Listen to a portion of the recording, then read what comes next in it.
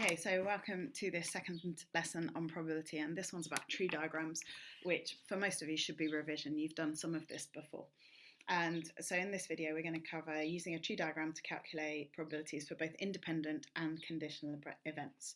And some of you are sitting there thinking, oh my goodness, what's an independent event? What's a conditional event? So two events are said to be independent if the outcome of one has absolutely no impact on the outcome of the other. For example, if my first event is me eating chocolate today and my second event is you eating chocolate today, whether or not I eat chocolate won't have any impact on whether you eat chocolate. However, if my first event is me eating chocolate and my second event is my children eating chocolate, then if they catch me eating chocolate, then the likelihood of them wanting to eat chocolate increases greatly. So those two events are conditional because what I do for my first event has an impact on the likelihood of their event happening.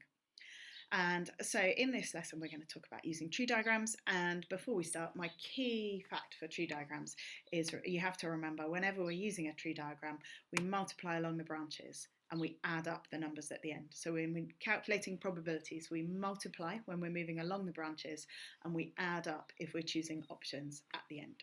So let's do a couple of examples. Here is my first example. And this is an example of two independent events because the probability doesn't change. Adam and Tabitha both have the same probabilities. So at a fishing lake, the probability of catching a trout is 0.2, the probability of catching a carp is 0.8. Adam and Tabitha both catch one fish each.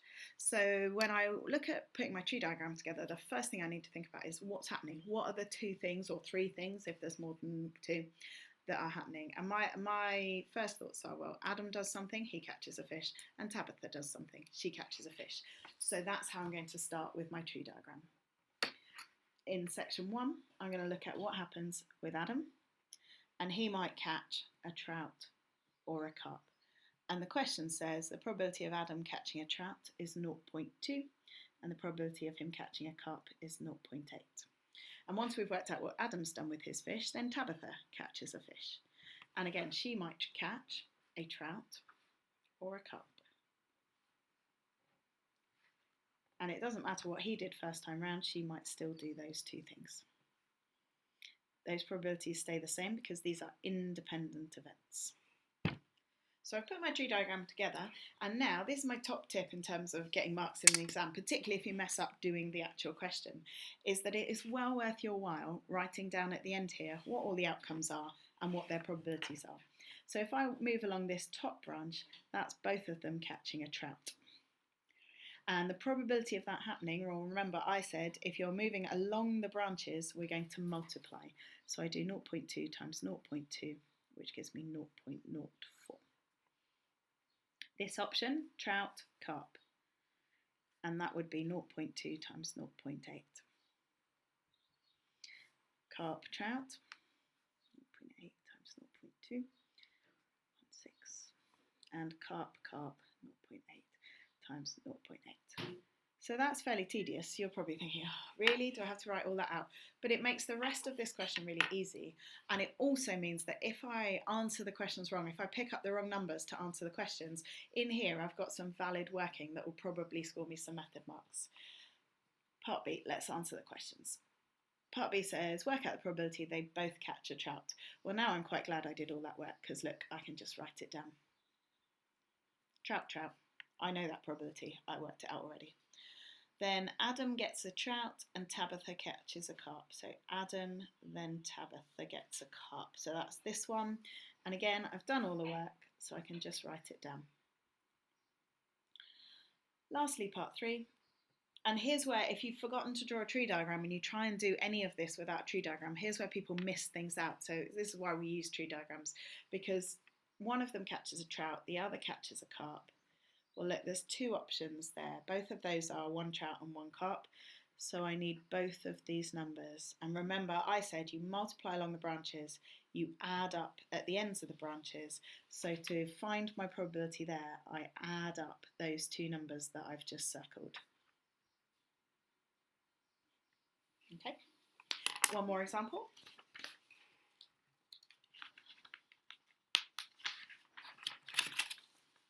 And this one's an example of some conditional probability.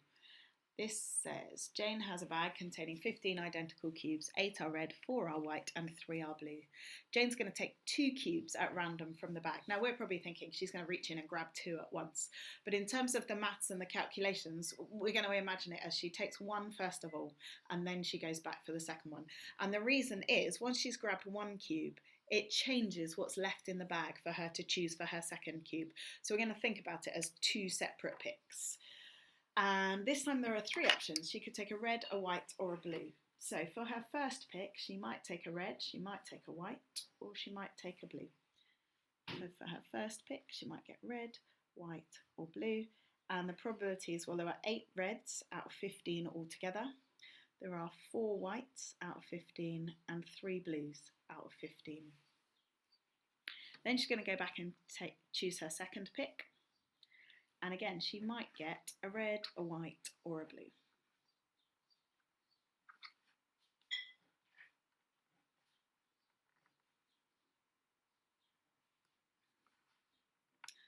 It's quite a long one, this one. Now I need to think really carefully about these probabilities. So let's have a think. So if we're up here, I've taken a red out for my first pick. So instead of 8 reds, I've removed 1 already. So now there's only 7 left.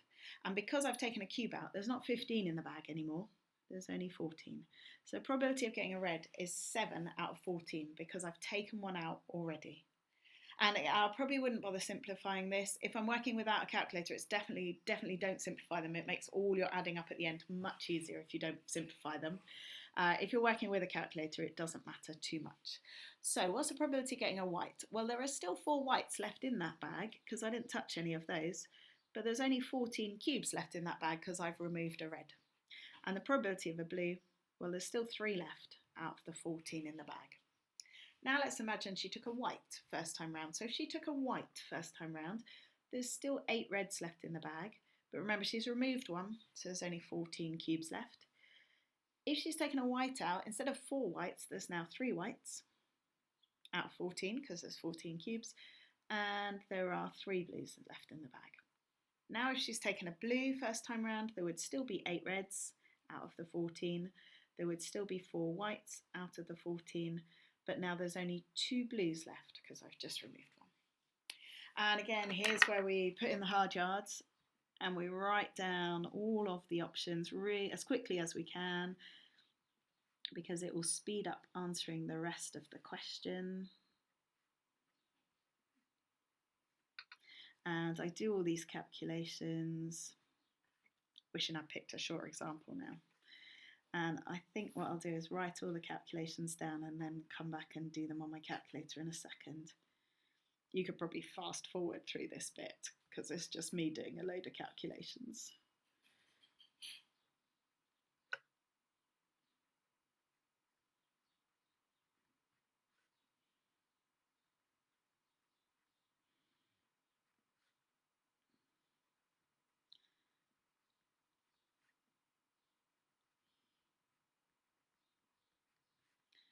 And lastly, 3 out of 15 times 2 out of 14. So now I'm just going to stick those in my calculator.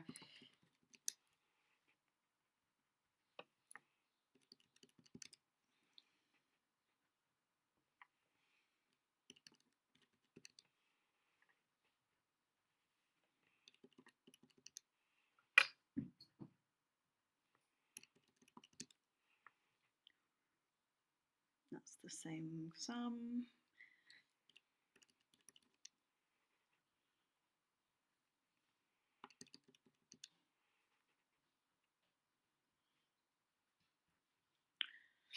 So I've done all the hard work and I have done all these calculations. Now I'm ready to answer the question. So firstly, what's the probability that both cubes are the same colour?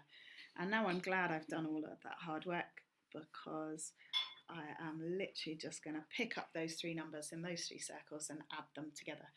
So for part 1, I'm going to do 4/15 plus 2 over 35 plus 1 over 35. And that gives me 37 over 105. Now let's read part B. That says, what's the probability the cubes are different colours? Oh, well, look, that's just all of these ones, all the other ones. So I'm just going to add up this one, this one, this one, this one, this one, and this one.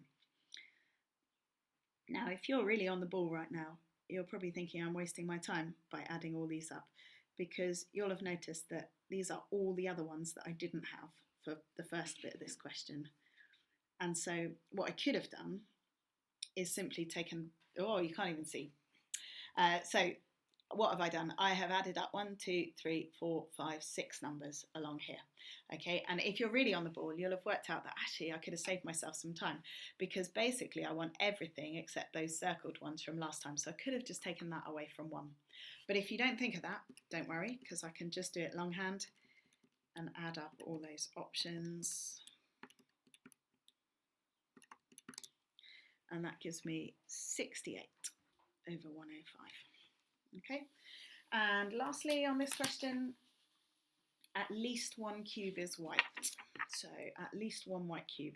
So that's this one, there, this one, this one, this one, and this one. So I'm going to take all those ones I've just put arrows next to and add all of those up for the last one. Nope, that's the wrong one.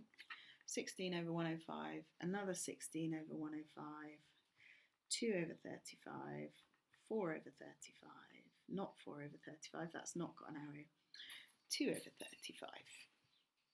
Made a mess of that, let's just check I did all the right things. 16 over 105, 16 over 105, 2 over 35, oh I've missed that 2 over 35, no, got those, and one more. So I had 16 over 105, 16 over 105, 2 over 35, 2 over 35, and 2 over 35. I'm going to add those up. Gives me 10 over 21. Let's just check I got that right. 16 over 105, 16 over 105, 2 over 35, 2 over 35, and 2 over 35. Okay, so 16 and 16,